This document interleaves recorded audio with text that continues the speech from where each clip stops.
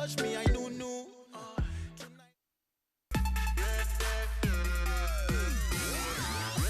She's a business on her own.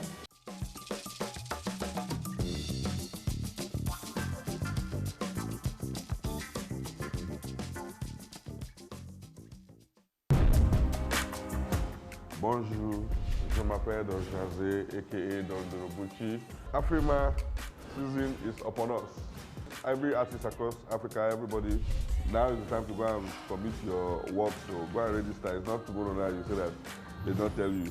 If you know you release your work from August 1st, 2018 to August 2nd, 2019, just go to www.afrima.org and submit your work. You stand a chance to win an award this year, AFRIMA. Okay? One.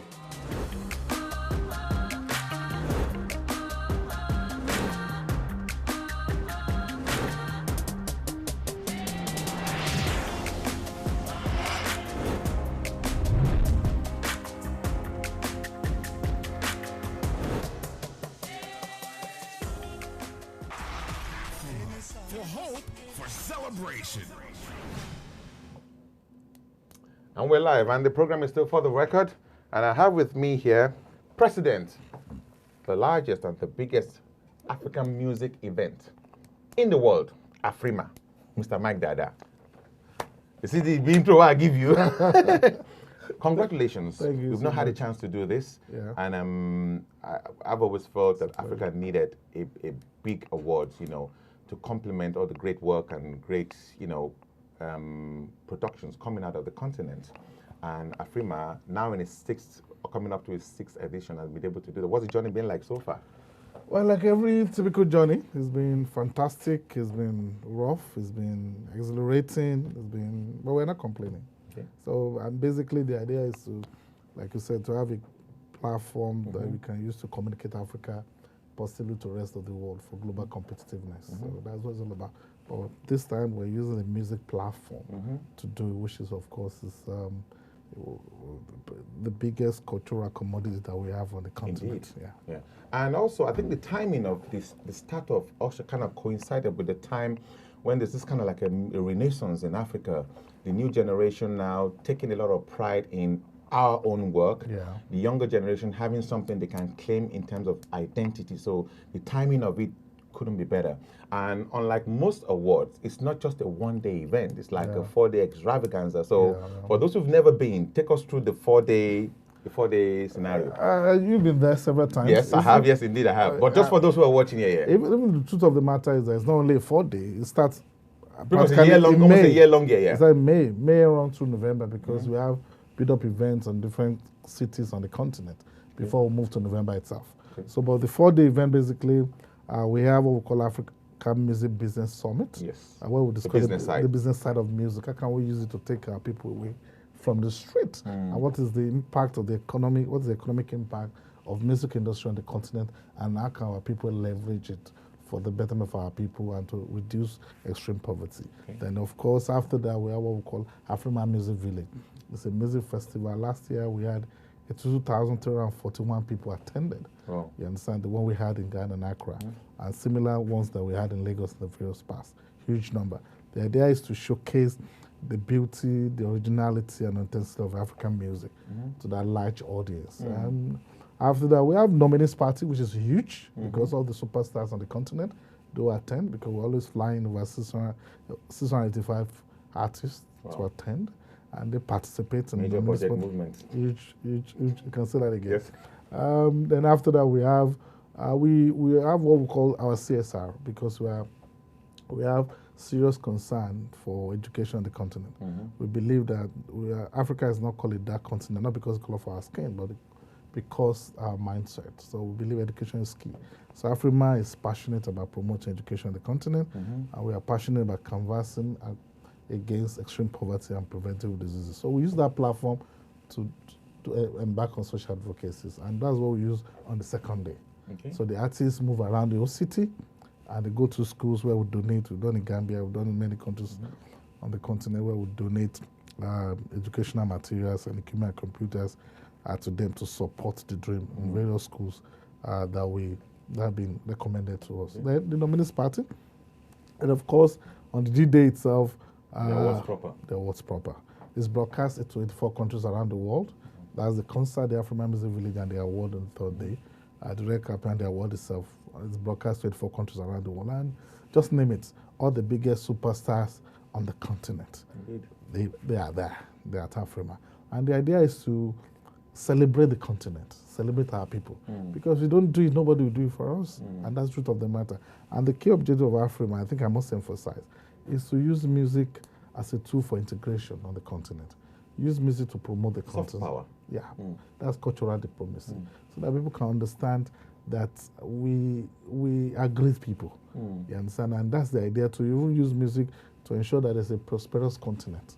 And that's what we use music. It's a tool for us for social change and social transformation for our people. And one, there's celebration, there's fun, there's glam, there's color, there's grandeur, what you see, but at the same time, there's soft communication, sublime, that will pass to our people that, if it's possible, that if AFRIMA can do this, that it's possible for anybody to achieve anything from the scratch and get it done. Awesome. Unlike most awards, which are typically just one-day events, what you've just described right now, if you put that into a book, really.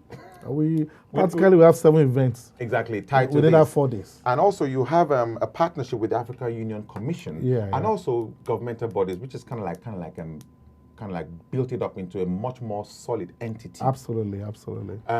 What role does the Africa Union Commission play in this? Africa Union is the driver of AFRIMA, because we have shared objectives. And they see AFRIMA as a platform to propagate their own objectives as well. Because don't forget, the key objective of AFRIMA is to ensure integrated, prosperous, peaceful, and united Africa. And they see AFRIMA as a music platform, as an instrumentality to propagate these ideas and philosophy. So that's where we connect. And they drive, because they bring in the network of AU to make sure that it works. A lot of influence. A lot of influence on the continent, and ensure that it's all inclusive. We know many people, when they talk about Africa, talk about sub-Saharan Africa or Northern Africa. But for AU, it's one Africa. So we don't know any other body.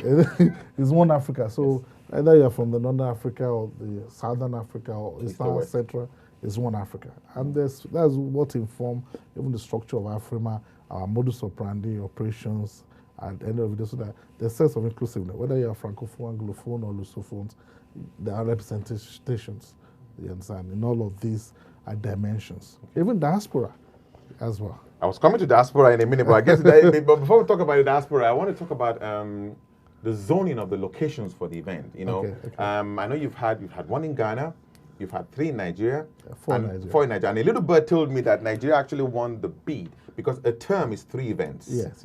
So are the other African countries feeling a bit jealous right now? No, yeah. The many countries on the continent really want to host AFRIMA. Okay. But there are certain conditions that must be fulfilled. Security, available of venue, infrastructures, even protocol issues, visa issues. Because you are bringing over 600 people to a country. Movement must be smooth. Government must get involved to sign off the visa, so that people start having issue with visas, and that will affect production, will affect quality and excellence of our output. So I'm very careful. So we need all the I's to be dotted and the T's crossed before we advance such a collaboration and implement it. So there are many countries that have shown interest, have sent letter of expression of interest, you understand, to say we want to, but we are discussing. So if at the end of the day we're able to come to a conclusion and we'll come to a midst of the mind, we'll definitely implement. We want to go to many cities. We've been to many cities on the continent in terms of the build-up event. I mean, you can see from our previous activities. We've been to Zimbabwe, Uganda, Kenya, Morocco. We just left Cameroon 2 weeks ago, Equatorial Guinea. I see you on your timeline. I see you on the capital. I just see you dotting around the capital. Yes, I'm thinking Addis Ababa today. Yeah, and the implication of that, you see that Africa is beautiful. Indeed. It's huge. We have lovely people. We have lovely places and lovely people. That's what this has taught us. The question is, if you're an artist, you have an album, you need 4 years to promote that your album. Indeed, yeah. Before to penetrate. You don't even have to come to Europe or America, because after 4 years you want to do an album. Exactly, yeah. So that's why we're canvassing, and we're at the end of the day we're agitating for removal of those restrictions and those barriers to trade on the continent. So that artists can even travel. People can work together, around. move around and trade together. So it has really what Africa needs right now. and it's an impact on the economy of the continent, and we are moving there. The AFRIMA mantra, any qualitative award really must have the quality of the nomination, the quality of the eventual winners at times become objects of conjecture in certain awards. But you have a mantra, face it. Yeah. Fairness, authenticity, creativity, excellence, integrity, and transparency. Those are your core values. Yes, absolutely. And I believe this is the bedrock on which the nomination process and the winning process. Take us through who makes up your committees. I mean, that's what differentiates AFRIMA from any other award ceremony. And because we are careful about integrity, we are concerned and we are so much particular about integrity of the process. And that's why all of us on the continent, those who participate in AFRIMA, we sacrifice, we do with our soul, blood, and tears to make sure it works. Because we are not doing that for, at the end of the day, to rubbish our integrity. So the process is you must submit your entries. And there's call for entry that is ongoing now. So this year on from May 15th to August 2nd. So if you have any works year in review from 1st of August 2018 to 2nd of August 2019, you are qualified to submit your works between May 15th and August 2nd, 2019. So if you submit, then you have the jury members. There are 13-man jury members that we have. From across the continent. Across the continent. And we have people from diaspora Europe, and diaspora America. You're still coming to diaspora. representing. But do you have categories for the diaspora? Yeah, sure. We have, it was last 2 years ago that the committee, based on the feedback and petitions. You're not coming from us. We have petitions to say you have to carry the diaspora Africa along. There's along. a category for diaspora. And the committee and the jury members sat down and agreed. And there's a category for that purpose because a lot of our people are not... A lot of work is coming from this side of the world. Side. So at the end of the day, we see it as an advantage to the continent. That is a disadvantage. So we have a jury member, 13-man jury member, 2 representatives of the region. We have 5 regions in Africa. 2 times 5, that is 10. Diaspora Europe, 1. That's 1 from Diaspora America. That's 2 plus 10. You have 12. Diaspora UK, Uncle. UK is an entity on its own. UK is an entity on its own. That's a political discussion for another day. So we're under Diaspora Europe. Well, at least for now. You know what I mean. I don't want to go to BREXIT. I get you. I get you. So then you have the representative of African Union, who's the head of culture for Africa, as a member of the jury for Africa, making it 13. And they will sit down for 2 weeks and go through all the work submitted. Last year, a lot of work. Yeah, we had over 8,000 works submitted last year. I was going to come to that. In your inaugural edition, you had 2,025 entries. Yes. And you've quadrupled that in 6 years. Yes. That's congrats. Thank you so much. That's progress. I mean, that's going to show you the level of acceptability and acceptance we got from the people on the continent industry at the end of the day. And beyond. They go through the works, it's hectic, but at the end of the day, they come with the nominees. And at the end of the day, the people, fans, decide who are the winners. And I do, because we have international auditors who man and who are in charge of this process. So nobody has to call Mr. Mike Dada No, people call me and I tell them that's the process because I don't even have a say as to who wins the award. I don't even know until the award day because it's the producer, because I need to sign off. Because they will give it to the producer to key in for production purpose because we go live to 24 countries. So I don't even have a say because there are people from there are regional directors who are even monitors on that process. The guy representing Central Africa is protecting his own region. Indeed. Not south down there. Keeping an eye, making sure everything works. And then you have an international auditor keeping an eye on it because they have the key, because everything is digital. Indeed. You understand? You vote online. So at the end of the day, they announce. Sometimes, that's why I tell artists, sometimes many of them get angry because they think they are popular and they're not winning. Exactly. Because sometimes a Mike Dada who's an artist from one village in the remotest part of Africa, won because some of them will feel big and they're not campaigning. Indeed. While other artists who are upcoming will campaign, they're passionate about the campaign. And the numbers don't lie. Numbers don't lie. That's the word. Awesome. Okay. So the 6th edition, and that's coming up in November. That's your month. Absolutely. So do we have a location? Yeah, we have a. Are you going to break it for the record tonight? For the purpose of the record, yes. We'll keep it in the keep it in the box. It's the box for now. So we'll bring out the record because it's the prerogative of the African Union to exercise such power and announce. How soon would that be? That will be in 2 weeks. In 2 weeks from now? So in Addis Ababa, they will announce, I think they have 2 options. So they will decide where they want to go, really. Ultimately. And at the end of the day, I think there's going to be magic this year. Akon was 32 years ago. Okay. Michael Blackson last year. This year, we have DJ couple. Abass.